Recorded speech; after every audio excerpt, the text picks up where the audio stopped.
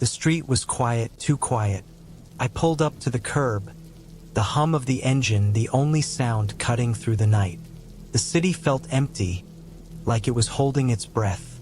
I glanced around, the flickering streetlights casting long shadows, making everything seem distant, unreal. I wasn't supposed to be here. I had no choice. Desperate for money, I'd taken the midnight shift. It wasn't much, but it was something. A quick ride here, a short stop there, a few extra bucks. I checked my phone, nothing urgent. I turned off the engine, took a deep breath, and waited. The first passenger came in. A man in a dark suit, his face mostly hidden in the shadows of his hood. He didn't say much, just the address and told me to drive. Think you know how this story ends? Share your thoughts in the comments and don't forget to subscribe for more chilling tales. As I pulled out onto the road, I didn't think anything of it. Just another night, another ride. But then I noticed something strange. I glanced at the rearview mirror. There was no reflection, no face, just emptiness. I shook my head. Maybe I was just tired, or maybe it was the dim lighting. But I couldn't shake the feeling that something wasn't right. The man didn't speak. I kept driving, trying to ignore the creeping unease. The streets felt empty, more empty than usual. There was no sign of life, no cars, no people. Just the faint sound of the tires on the asphalt, and the distant city noise that felt like it was miles away. The man shifted in his seat. He looked at me through the mirror, his eyes cold and unblinking. Then he said, "You won't make it to your next stop." I didn't know what he meant, and I didn't ask, but I couldn't stop thinking about it. The silence between us grew thick and uncomfortable. I kept driving, but every minute felt like an hour. The streets seemed endless. No turns, no signs, just darkness stretching out in every direction. I tried to focus, but the words he'd said kept repeating in my head. "You won't make it to your next stop." I didn't understand, but I was starting to feel like maybe I didn't need to. The car hummed steadily as I drove further into the night. The man's words still lingered in the air. "You won't make it to your next stop." I tried to shake it off, but the silence in the car felt heavier now, almost suffocating. The city was a blur outside, and I kept my eyes on the road. It was too late to turn back now anyway. We drove in complete silence for what felt like forever. My eyes kept darting to the rearview mirror, half expecting to see something I couldn't explain, but there was nothing there. The man in the back seat hadn't moved a muscle, not even once. Then, the stillness was broken when he spoke again, his voice calm, as if we were talking about the weather. "Do you know the rules, driver?" he asked, his voice steady and cold. I glanced at him through the rearview mirror, the same shadows hiding his face. "Rules?" I repeated, confused. I hadn't been briefed on any rules. I wasn't sure what he meant. He didn't answer right away. Instead, he slowly pulled a small, crumpled piece of paper from his coat pocket. It was old, yellowing at the edges and folded so many times it looked as if it had been carried for years. Without a word, he handed it to me. I hesitated, then grabbed the paper with shaking hands. Rule number 1, always check the rearview mirror. If someone is following, they're not real. Don't stop. Just keep driving. I read the rule twice, blinking hard as I tried to make sense of it. My eyes lifted from the paper to the road in front of me, where the streetlights stretched long into the darkness. No cars, nothing, just an empty stretch of road, but the tension in the car was rising. "What is this?" I asked, my voice betraying the unease I was feeling. "You'll learn soon enough," he said, his voice still as cold as ever. "Just follow the rules." I swallowed hard, the paper still clenched in my hand. I couldn't decide if I was more scared of what I just read or the fact that the man in the back seat had said it so calmly. He continued, his tone almost businesslike. as if he were reading from a script. Rule number 2. Never speak to the passenger in the front seat. Even if they ask for directions, ignore them. They aren't who they say they are. I gripped the steering wheel tighter. My heart started racing. The whole situation felt more like a nightmare than reality. But the worst part? There was a part of me that already knew it was going to get worse. I glanced around, trying to find some sense of logic in the madness. But there was nothing. No other cars. No people walking on the sidewalks. It was like the world had been shut down, leaving just me and this stranger in the back seat. Then he spoke again. Rule number 3. If the ICU lights turn off, don't go inside. Instead, hide in the nearest room and wait for them to turn back on. Couldn't help it.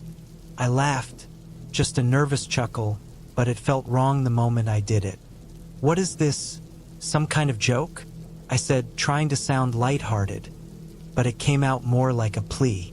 The man didn't laugh. His face remained hidden in the shadows, but I could feel his eyes on me. It's not a joke. It's a rule, he replied, his voice as cold as ever. Break it, and you won't make it. I stopped laughing immediately. Something in his tone sent a chill down my spine. I quickly folded the paper, shoving it into the glove compartment without even looking at the rest of the rules. I tried to calm myself down, focusing on the road, but there was a feeling building up inside me. A feeling that I was already in too deep. I glanced at the rearview mirror again. The man hadn't moved. I couldn't even tell if he was breathing. Why are you telling me this? I asked, my voice trembling a little. What happens if I break the rules? His eyes finally met mine through the mirror. There was no emotion in them, just an empty, endless stare. You won't make it to your next stop, he repeated, this time with a slight emphasis on the word won't. I felt my pulse quicken. Was this some kind of twisted game? Or was he warning me of something much darker? I couldn't stop myself from asking more questions, even though every instinct was telling me to stay quiet. What's rule number 4? I asked, my voice barely above a whisper. He didn't answer. Instead, the car hit a bump in the road, jolting me awake from the fog I was sinking into. I glanced at the rearview mirror once more. The man's face was still hidden, but his voice filled the car. Rule number 4. If the clock strikes midnight, don't stop. Don't slow down. Don't even blink. I almost swerved off the road. Midnight? It was already well past that. The clock on the dashboard confirmed it. My mind raced, trying to process the rules, trying to understand the logic behind them. Are these real? I asked. What's going to happen if I don't follow them? The man didn't respond immediately. Instead, he just stared at me, and for the first time I saw something in his eyes. Not emotion, but something darker, something far more unsettling. You'll see, he said. Soon enough. My stomach turned. The air felt colder, the road darker, and my hands were shaking more than ever. But there was no turning back now. I had already stepped too far into whatever this was. The next rule was still folded up in the glove compartment, but I couldn't look at it again. Not yet. I couldn't let myself think about it. I had to keep driving, keep going. But deep down, I knew the road ahead wasn't going to be as simple as it seemed. I couldn't shake the feeling that something was off. Maybe it was the man in the back seat, or maybe it was the eerie quiet that seemed to have swallowed up the entire city. But there was something about tonight, about this shift, that felt different. It wasn't the usual late-night fare. The drunks, the tired commuters, or the occasional weirdo asking for a ride. No, this felt like a completely different world, one that I wasn't supposed to be a part of. I looked at the rearview mirror once again. Nothing had changed. The man still sat there, motionless, in his dark coat, his face still hidden in the shadows. It wasn't just his stillness that unsettled me, though. It was his presence. Something about him felt off, but I couldn't put my finger on it. I took a deep breath, trying to focus on the road, the hum of the tires against the asphalt. The night was winding down, but I could feel the tension creeping into every mile I drove. I passed by a hospital on the left, the kind that looked like it belonged in a horror movie. Flashing lights, empty parking lots, and a quiet stillness that felt unnatural. As I drove by, I caught a glimpse of the ICU section. The lights above the entrance flickered, then went dark for a second, only to come back on. I blinked. Wasn't it just the middle of the night? The lights shouldn't have been flickering. I shook my head. Maybe I was just tired. I glanced at the clock. 11:47 p.m. I tried to push the thought out of my mind, but it lingered like a bad taste at the back of my throat. Rule number 3. If the ICU lights turn off, don't go inside. Hide in the nearest room and wait for them to turn back on. I couldn't stop thinking about it. Why would someone even need a rule like that? My mind started racing again. Was it the hospital that was wrong? Or was it me? I drove on, but the unease wouldn't leave me. It followed me, sitting in the passenger seat beside me, heavy and suffocating. And the worst part? It wasn't just the ICU lights. As I drove, the night seemed to get even darker, more oppressive. The streetlights above me flickered and dimmed, casting strange shadows that moved in the corner of my eyes. I couldn't look too closely. I didn't want to. I kept my eyes fixed on the road. It was like the night was closing in, pressing in from all sides. Then I saw it. I wasn't sure at first, but when I glanced up at the security camera in the corner of the intersection, I saw it. A figure, tall, dark, and looming. It wasn't a person, at least not in the way I understood people. It was like a shadow, but it moved. It shouldn't have been there. There was no one else around, no cars, no pedestrians. Just me, the darkened road, and that thing on the camera. My heart skipped a beat. I leaned forward, squinting to get a better look. But by the time I turned my head back to the road, the figure was gone. I blinked, convinced I had imagined it. But there was a nagging feeling at the back of my mind, something telling me that it wasn't my imagination, that it was real. I wasn't alone in this car. I tried to steady myself, taking a deep breath, but it didn't help. The feeling of being watched wouldn't go away. It only grew stronger. Rule number 2. Never speak to the passenger in the front seat. Ignore them. They're not who they say they are. I glanced in the rearview mirror once more. The man still hadn't moved. He was always so still. It was unsettling, to say the least. I couldn't help myself. I had to ask, "Did you see that?" I said, my voice shaky. There was something on the camera. A shadow. "Did you?" But I cut myself off. The words hung in the air, but the man didn't answer. I told myself I was being paranoid.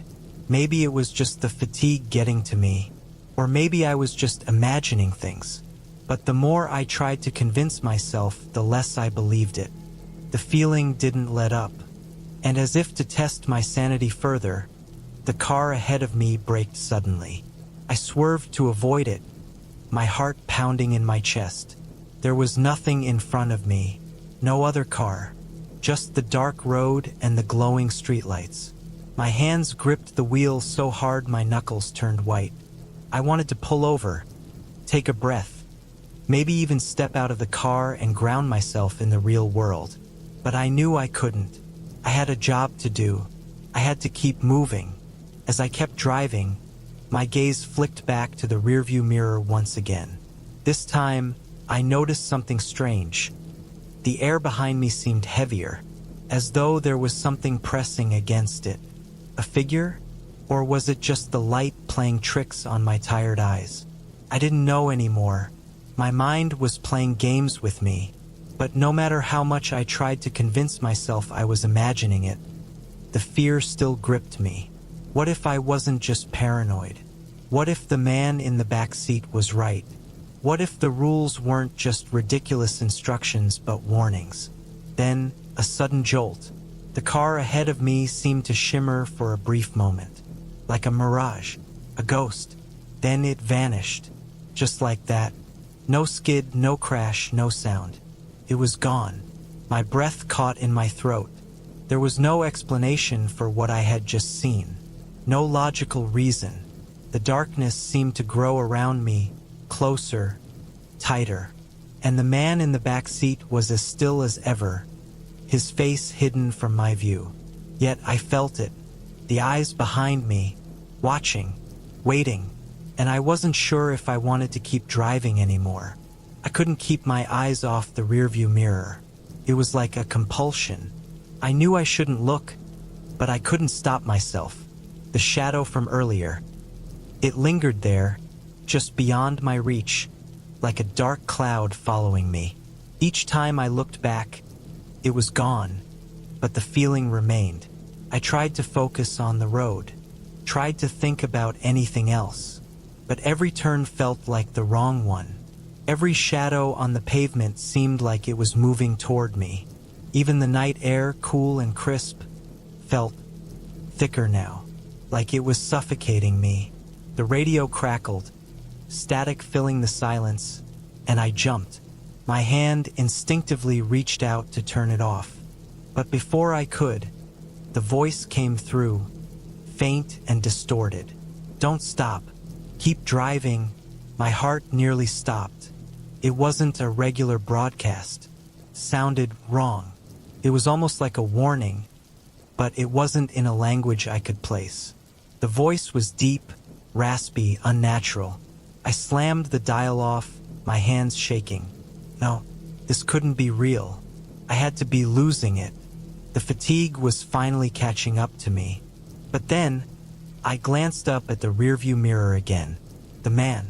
He was sitting up straighter now, his silhouette more defined in the dim light. His face, still hidden, but his presence felt overwhelming. The air in the car seemed colder now, heavier, like the space was closing in around me, pushing me further into the seat. I tried to force my mind to focus on something normal. Anything. A distraction. I took another deep breath and forced my hands to stay steady on the wheel. But just as I did, the streetlights began to flicker once more. Like before, but this time they stayed off longer. It wasn't just one or two lights, either. It was the whole street, like the entire block had been swallowed by darkness. I kept driving, my foot pressing harder on the gas. My heart pounded in my chest, my breathing becoming erratic. This wasn't normal. The whole situation felt wrong. Rule number 4.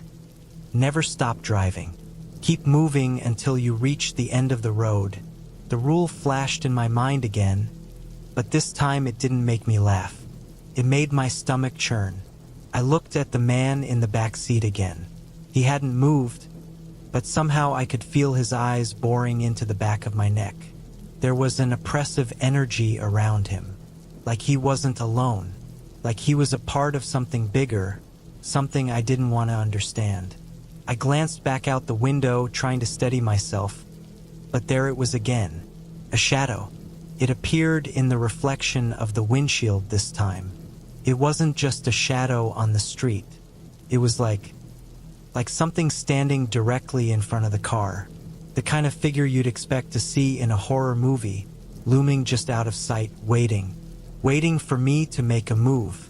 Don't stop. Keep driving. The warning rang louder in my mind. The words so simple but so clear. I couldn't stop now, but I couldn't keep driving like this either. I forced my gaze back to the road, my hands gripping the wheel tighter, knuckles turning pale.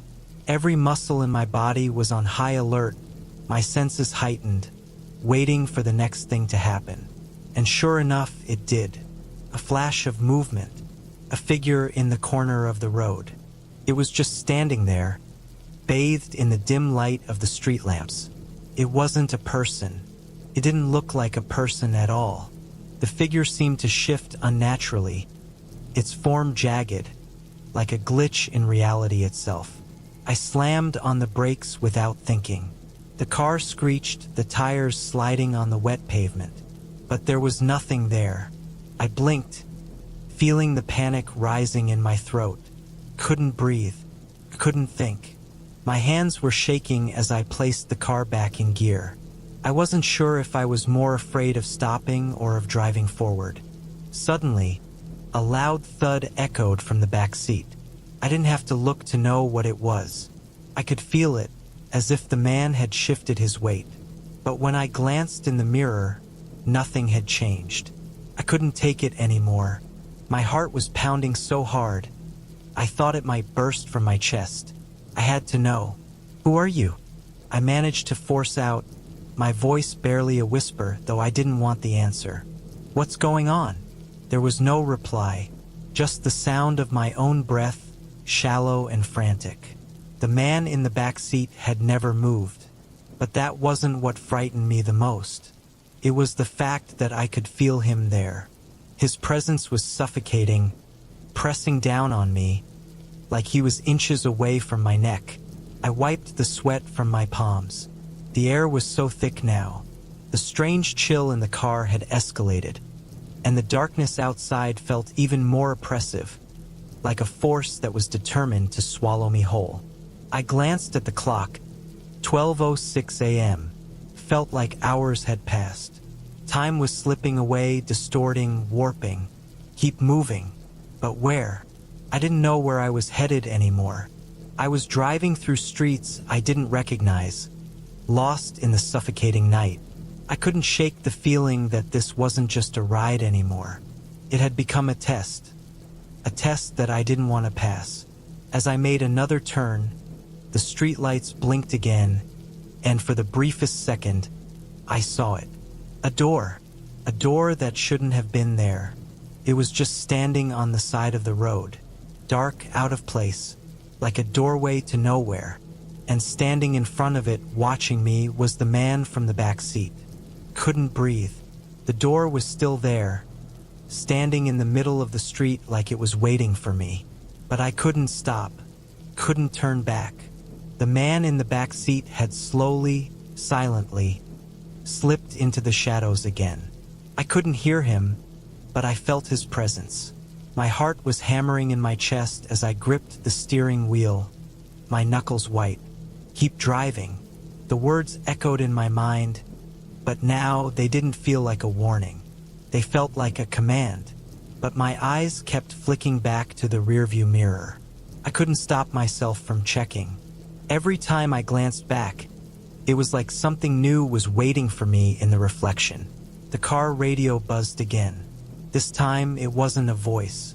It was a hum, soft but unmistakably there, like static but different. I turned the volume knob, desperate to make it stop, but the hum only grew louder. It vibrated through the car, making my teeth rattle in my skull. Then nothing. I glanced at the road, my mind scrambling. Was I going crazy? Was I imagining it all? I reached for the glove compartment, searching for something to calm my nerves. I had to be losing my mind. But just as my fingers touched the latch, the lights went out. The street lights, the ones that had been flickering earlier, gone, completely off. The world outside vanished into darkness.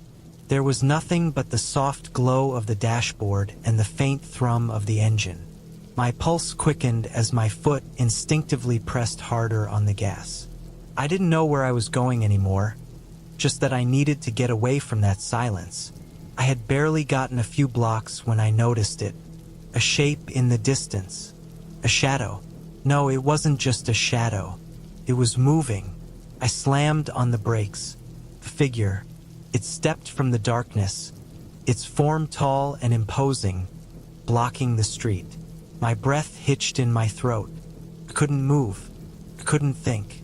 My mind was spinning, but my body was frozen in place. Rule number 5. Never stop. Keep driving until you reach the end of the road. The voice cut through the silence, clear as day. I didn't know if it was in my head or if it had come from the car's radio, but it didn't matter. The figure didn't move. It was standing still, watching me. I could see nothing but its shape, tall, looming. And then, slowly, as though it was savoring the moment, it took a step forward. I knew what I had to do. My hands were shaking as I gripped the gear shift. I pressed the gas pedal harder, but the car wouldn't move. The engine sputtered, refusing to obey. Something was wrong. The car, the engine, it shouldn't be doing this. Panic surged. I twisted the key, but the car wouldn't start. I was stuck. Suddenly, the figure moved. Its legs were too long, its arms too thin. It wasn't just a man anymore. It was something else. Something darker. Something impossible. Step by step, it got closer. I heard footsteps behind me. Light, slow, deliberate. They were coming from inside the car. I turned, my breath caught in my throat, but there was no one there. I spun back to the road, desperate. The figure was almost at the car now. I could see it clearer. Its face was pale, featureless, like a blurred mask of nothingness. I slammed the door shut, my heart racing as the footsteps drew closer. Then, I heard the voice again, this time clear as crystal. You broke the rules. It wasn't a statement. It was a judgment, a condemnation. I had to move. I couldn't stay here. I couldn't face whatever this was. The figure lunged forward, its hand outstretched. I slammed my foot down, throwing the car in reverse. The engine roared to life. But as I backed away, I saw something that made my stomach drop. The man from the back seat, he was standing at the edge of the road, watching me drive away. I didn't know if it was his eyes staring at me or something worse, something far worse. I didn't know what to do, what to think, or even where to go. I didn't look back. I just kept driving. Then the dashboard lights blinked. Everything flickered. The figure on the road disappeared. But the man was still there, in the back seat, just as still as before. Only now his face was visible. It wasn't a face at all. It was a blur of darkness, with hollow, empty eyes. A void. Couldn't breathe. My hands shook.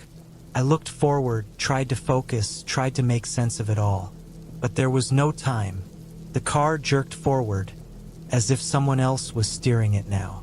And that's when I heard the footsteps again. Only this time they were louder, closer, and I realized I wasn't alone in the car anymore. The engine sputtered one last time, and the car finally came to a screeching halt. I sat there, heart pounding in my ears, eyes fixed on the rearview mirror. My hands shook uncontrollably on the steering wheel, my breath shallow and fast. Every part of me screamed to leave, to get out of that car and run. But I couldn't.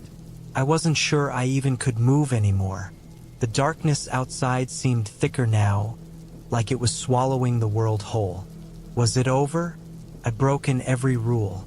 I'd ignored the warnings, driven past every red flag. I had to have been crazy to think I could make it out of this. But I was alive, and that's all I knew for sure. But alive didn't feel like enough anymore. The back seat was empty. The man, no thing, was gone. The shadows that had once crowded the edges of the car now felt distant, almost harmless, like a nightmare fading at dawn.